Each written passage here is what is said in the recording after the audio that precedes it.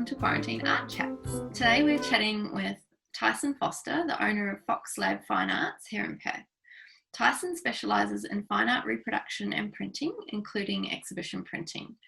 In this ever-changing industry, Tyson has created an environment for artists that takes all the stress and technicalities out of the reproduction process, which I know very well. He uses the latest scanning and photographic methods of capturing his work and has a wealth of experience and knowledge in his field. Even in my own career, when I'm heading down an unfamiliar path, Tyson can help guide and adjust the process to its best possible finish. In fact, in my own small circle of amazing people that make my work possible, Tyson is the only person I can say, just do whatever you think in almost any situation and be absolutely thrilled with the end result, which is one of the many reasons why Fox Lab is quickly becoming one of the most trustworthy and reputable printers in the country. So thank you so much for joining us, Tyson. Oh, Lara, you're very kind. That's a lovely review.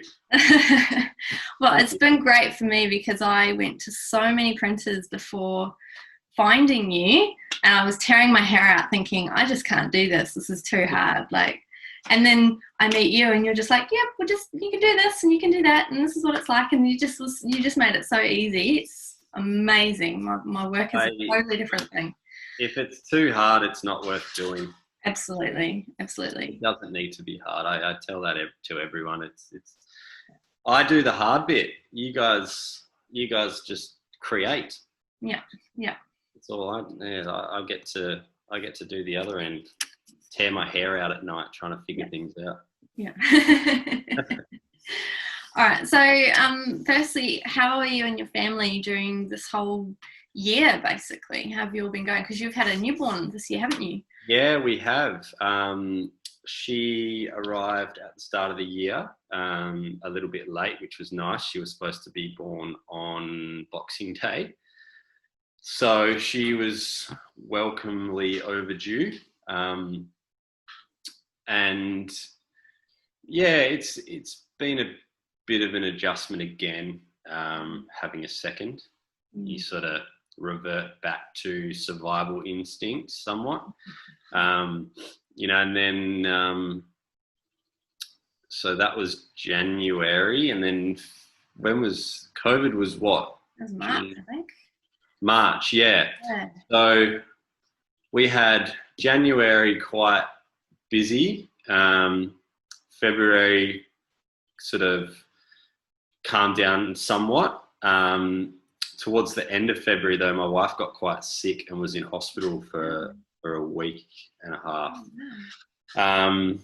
Yeah, she had a pretty bad viral infection and pneumonia, and Wow. yeah, so that happened, and then obviously COVID happened. So yeah, it's been a bit of a roller coaster, and then. Yeah. As we were discussing before, I took the opportunity to leave my second place of employment and focus on this. We bought a car. It's been like ebbs and flows. This year's been nuts. It's been a bit of a challenge, but you take things day by day and keep moving forward. Really, I mean, everyone's happy and healthy now, and we're back into somewhat of a routine, which has been nice. But it takes a while to get to that point, back to sleeping reasonable hours, and I'm not having to work late at night anymore, which has been probably the biggest change. Yeah. I used to go to work sort of 8 hours a day, then come home, spend time with the family, and then sort of shoot out the back for anywhere for up to 1, 2 o'clock in the morning. That's and then wake up and do it all over again. So it was a necessary thing that I needed to do at the time. But I'm glad it's all over with. Yeah. So it's a welcome change. So for those who don't know Fox Lab, can you just give us a bit of a rundown on exactly what you do? Right. So I originally started this business with the idea of working with photographers and helping them to produce their work. And I used to be somewhat of a photographer many years ago now, when I used to live in Dunsborough. And I'd worked at a few camera labs and photo printing places around Perth, and felt that there was a need for a more collaborative approach when it comes to printing your work, and there wasn't really many places sort of offering that service. And I bought a little desktop printer and was running off some prints for some friends and some tattoo artists who were mates of mine, and photographers and that. And it kind of grew quite organically from there. And now I find I'm working more with artists such as yourself, and a few other people you've had on here. And it's been a nice sort of shift in my business. I mean, I work with a lot of amazing photographers as well, and it's always a blessing to see their work come through. But certainly my main focus has been the art community as of late. Because so many people are starting their journey into a certain area of art, be it they're just starting out, or they're just looking at selling prints, or they're wanting to get archives of their work and things like that, and they don't know where to start. Or they've been somewhere such as yourself and haven't enjoyed the process.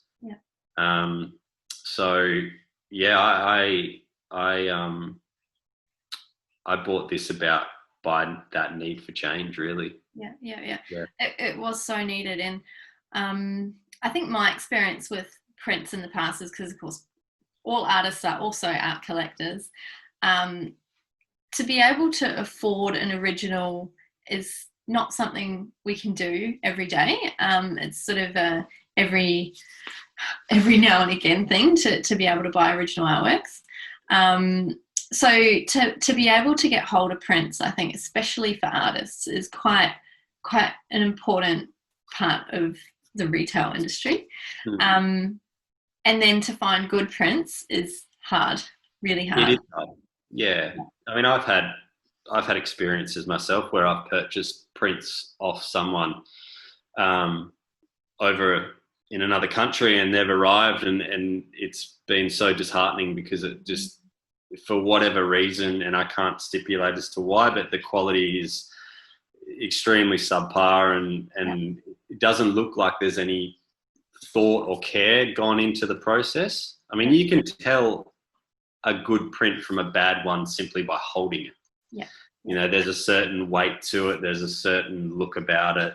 You can see all the little nuances and texture and everything in it. Compare that to something that you would, pick up from a lab that I won't mention, or a place that I won't mention, that people tend to go and get stuff done. You can't compare it. No. And you're right. There's nothing more disappointing than ordering an artwork that you're so excited about it, and it arrives and it's like, oh, that really wasn't what I thought. And if I knew it was going to be like that, I probably wouldn't have purchased it. Yeah. But to be able to have a print that is like an artwork in itself, the textures, like you said, textures of the paper and the weight, to have something so special is just so amazing as an artist, to have my work reproduced in that way. It's awesome. That's exactly right. I mean, the process of capturing someone's artwork, printing someone's artwork, and then, in my case, I distribute for people as well. So that needs to be a faithful reproduction of all the hours you guys have spent, blood, sweat and tears over these things. That needs to be represented back into the print. So obviously it's very hard to have a print look exactly like the original painting. That, I think, we're many, many years away from that ever happening. But, we can faithfully reproduce an original artwork to the point where it's an honest representation of what that artist has created. Mm. I think that gets lost in a lot of places. The care involved Yeah. in doing so. I mean, you should be bringing your work somewhere where the person that is printing it, that is capturing it, cares as much about their process as you did in creating the original. Yeah. Then I think, and only then, you are going to get a print that is worthy of putting up in a museum, putting up in someone's home, Yeah. selling for, hundreds of dollars. Yeah. Oh, it's It so doesn't work amazing. any other way.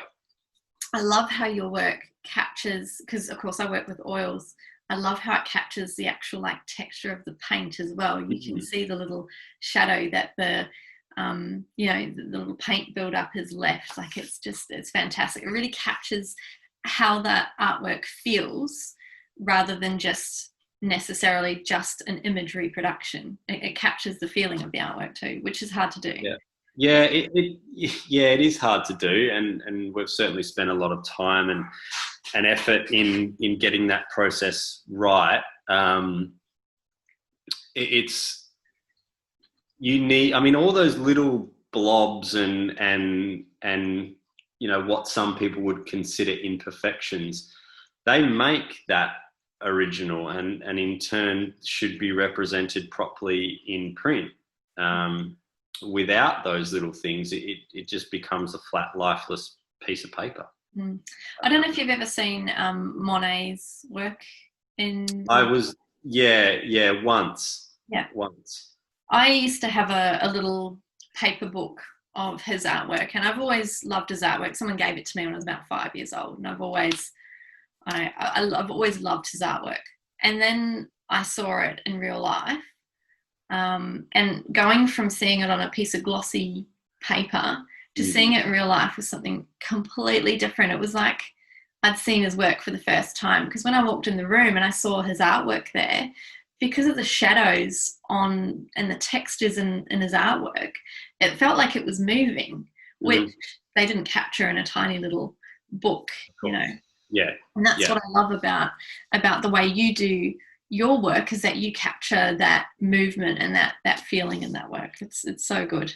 Yeah, it's a hard process to do, which is why I tend to cringe when someone says to me, "Oh, I've had a professional photographer capture my work, and I'm going to send you a file." And it's like, well, 9 times out of 10, a photographer that specializes in portraiture, landscape, architecture, whatever, misses certain steps when it comes to reprographic work. It's probably one of the hardest jobs in digital imaging I think you can undertake.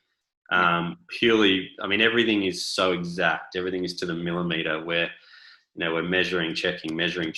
It's angles of light and we photograph generally a painting between 9 to 16 times and in sections, and then stitch all those together to create a massive archival master file, and then from there we can do whatever you want with it. It's obviously there's quicker ways to do it, but they're not necessarily the right way to do it. Yeah. So investing in someone that knows what they're doing will pay dividends in the long run, I feel. Absolutely. Yeah. So when COVID came along, how did that sort of change your daily routine a bit?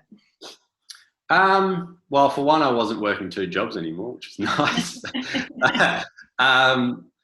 The biggest change, and the one I'm most grateful for, is obviously working from home. I now get to see a lot more of my family, which I still have to sort of remind myself about. My first daughter, I didn't get to spend a lot of time with her when she was young, because I only had that 2-week block of time off, and then I had to go back to work. So as much as they can drive you insane, you need to understand that you are very lucky, because a lot of people don't get to spend that time with them. Yeah. So that's probably the most noticeable change. The other thing is I get to, it's allowed me to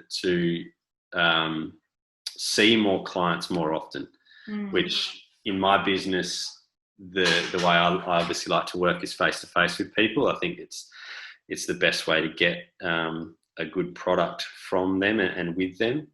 So I can now book people in at better times that suit them, rather than having to say, well, no, I can only see you on Mondays, or I can only see you on Fridays. I've got a bit more flexibility there, and I'm not creatively burnt out anymore. Set up. So I think for some people it's been quite hard, but I think, like you say, for creatives and people in our circles, and especially here in WA where we haven't had the mortality rate or anything like that, we've just kind of really had a lot of the benefits, a lot of the pause and take stock and move forward. Yeah, I mean, we saw that our industry banded together so well during the bushfires. Everyone got on board and was offering prints and services to raise money, and I mean, yourself included, and a whole bunch of other people here in Perth, and again through COVID, it was like you said, it was the creatives that have come out on top. We're the ones that are providing that sort of little bit of entertainment, or I think that's what drew the sales so well in when everyone shut down, was people were at home and they're going, well, how can I make this, my environment a happier place, a better place, a more comfortable place to be in, and the statistics, well, certainly through my business, showed that people were purchasing artwork. Yeah. We had, God, hundreds of prints going out of artists. It was, and not just me. I know of another place here in Perth, and certainly a couple over in Melbourne they couldn't keep up. Yeah, yeah. And so people were sitting at home and they were wondering what to do to their houses. That was an affordable option. Yep. And yeah, lo and behold, we come out. And, yeah. Oh, it's I love it. Sorry? I love it. I love to, I mean, Perth is very, very, very, very slowly crawling towards a more creatively minded city, very slowly. But there's a lot of, there is forward momentum there, and I think COVID has done a lot to propel that. Definitely. Yeah. I think a lot of people, when a large community goes through a hard time, at the initial moment of, oh my goodness, this is what we're facing, arts goes out the window. It's not necessary. All the, what would you call them? Necessary functions, hospitals, police, all that sort of thing, gets the main attention. But as time goes on, I think for people's morale, it's really important to bring that arts community back into the picture and help, like the arts community in war times and, right throughout history, the arts community's always propelled communities forward out of those situations as well. Yeah. And I would see that happening here in Perth too. Oh, absolutely. I mean, I would hate to see a world without art in it. It would drive me absolutely mad. And it would drive, I think if you eliminated, all the famous historian paintings and essentially any painting, and just, it was like that and just vanished, I think people would go insane. Yeah. We, as much as people don't realise, we need art and colour, and I mean, it tells a story, it brightens a room, it evokes emotion. That, and I mean, when I say art, I include photography, I include sculpture, I include music, I include, all that into that category. Without that, it would be a very, very bland and very dark society. I read somewhere actually that colour can act as like an actual anti-inflammatory as well, that certain colours can actually physically or metabolically affect you as well. It's an important part of our life for sure. Yeah, it's a incredibly necessary part of our life and part of nature. It's color is a fascinating subject. I mean, Des is probably certainly one to have a chat to about that. Yeah, I've had a few interesting conversations with him as well, and he's a very interesting guy. He's got a lot of knowledge, and he's very willing to share it. Yeah, I mean, a lot of people in Perth are, which I don't think people realise. I mean, there was that artist talk that happened last year. Yep. And there was a room full of incredibly talented people listening to incredibly talented people, and everyone was. I mean, I didn't go, but from the accounts that I've heard, everyone was so freely sharing information, and no one was. I mean, I know people and clients of mine that reach out to other clients and they say, oh, he was so, or she was so willing to help, and I had such a great conversation with them, and there's so many industries where people keep things so close to their chest, and I'm not going to share that secret with them because that might, they might do better than me, and it's unfortunately there is that around. A lot of my drone photographer clients have got these little like Facebook group chats, and they all go out on sort of adventures with each other. And there's like 10 of them, and they'll all get up at some ridiculous hour in the morning, and they'll go and throw the drone in the air, and they'll all capture something different, and then they'll go back and all edit something different, and compare them and take notes off each other. And I think that's fantastic. That's amazing. I kind of started out in the floristry industry. I moved into medical, and both of those industries, I don't know if it was the timing or that just the area, or maybe just those industries, I'm not sure, but I found that my experiences, not all of them, but most of them, where I worked, there was a lot of competition. Okay. Always competition. And competition to the point that it wasn't just between other businesses or other companies, but it was also internal. And it creates a very toxic environment when you've got competition and suspicion and, should I say that thing or should I not say that thing? Because is it going to be used against me? It's not the kind of environment that produces anything good, I don't think. And I really thought that going into the arts industry, it was going to be a real similar environment, I think.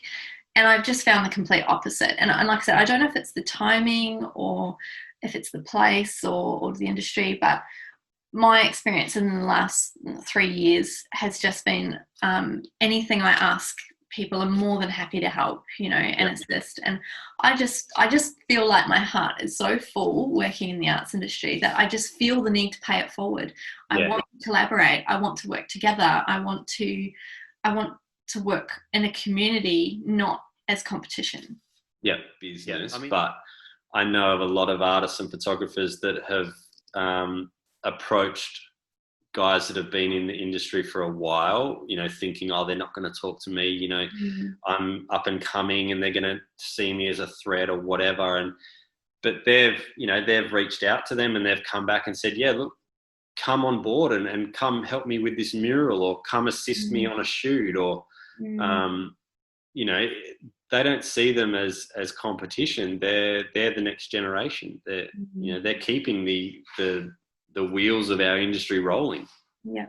And there are always going to be people like that, though. There's always going to be someone who pops up and is like, oh no, everyone's a threat to me, But to be honest, those people, from what I've seen, they come in and then they fizzle out. They don't last very long. And having a creative community around you is just an awesome way to go through life. Yeah, it is. Being a good person goes a long way. Definitely, yeah. So what's next for you in terms of 2020, 2021? 2020, my website is supposed to be launching soon. That's kind of phase 2 of my. I've been saying extremely talented designer down in Dunsborough, Jodie. Awesome. So she's designing my website. And then she is flicking that onto a web developer who is also in Dunsborough, Brendan from the Designers Developer. He happens to be one of my best mates, which is great. But I wouldn't trust anyone on the face of this earth other than him with building my site. He's very, very talented at what he does. So it's in their capable hands at the moment. The exciting bit about that, though, is there will be an online gallery that will be sort of accessible to the general public, interior designers, and sort of anyone that's looking for a hub to purchase local artwork. That's awesome. Yeah, so it's going to be accessible to anyone printing through me, because I need to be able to set the bar when it comes to quality. I'm not going to go and have the work reproduced somewhere else where I know it's not going to be as good, and we're not going to get as good a quality print out of it. So everything's coming through me. It's captured here, it's printed here, and then it's distributed through here as well. And then I will be looking at doing all the marketing and things like that. So it's a place where people can come if they want to furnish their home and they don't know what they want. There's a whole list of artists on there, yourself included, photographers that people can search through and find something and know that it's going to be of a certain quality and it's going to arrive safe and there's not going to be any problems with it. So that's phase 2 at the moment. That's very, very exciting. Yeah. We are renovating at the moment. Long story short, we were supposed to start renovating earlier this year, but the outside of the house took us a bit longer than we were expecting. Yeah. We never quite got it finished. And then it was like, well, we really need to get the inside done. So we pulled out the laundry in the bathroom. And I just need to get that finished. But we're slowly working through the house. We're slowly sort of starting at one end and getting things done. And I've just bought this beautiful print, which I'm really happy with, for the bedroom. And then we're going to need a really big one for the dining room. And I really would love another like a drone shot or something. And I don't know what I want, but I know I'll know it when I see it.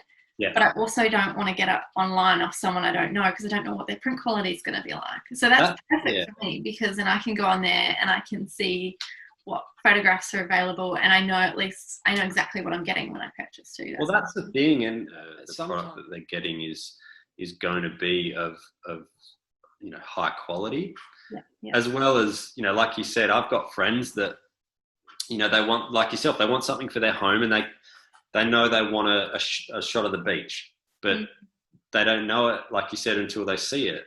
So if there's somewhere where they can just scroll through, and the good thing, this is getting off track a little bit, but another good thing that came from COVID is people wanting to shop local, because it helps out the person down the road, or the guy that owns the butcher, or the artist that's renovating her house. They know where the money is going, and they're happy to support that. And that was the whole idea behind this online store, was to help people to get their work out to that community, because a lot of people, they're either time poor, they don't have the time to be making a website. They're working a full-time job, they've got a career, this is just a little side hustle for them. Like me, they don't have the experience or the technical know-how to build a website, or they're just incredibly busy artists like yourself that don't have the time to be hosting a site or to be marketing prints or anything like that. So this gives them the opportunity to at least have a presence online. Without it costing anything up front. Because I won't be charging them to have the work sitting on the site. There'll be a small fee to look after marketing and hosting and stuff like that, because otherwise I'd go broke.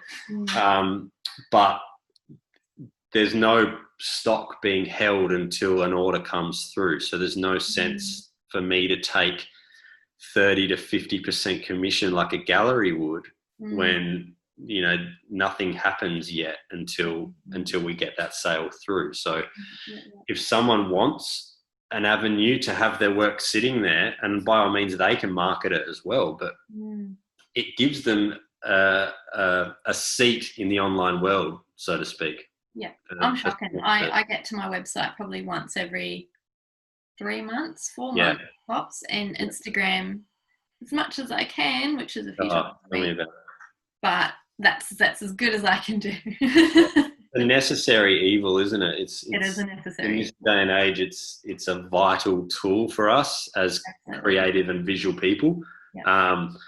Awesome. Cool.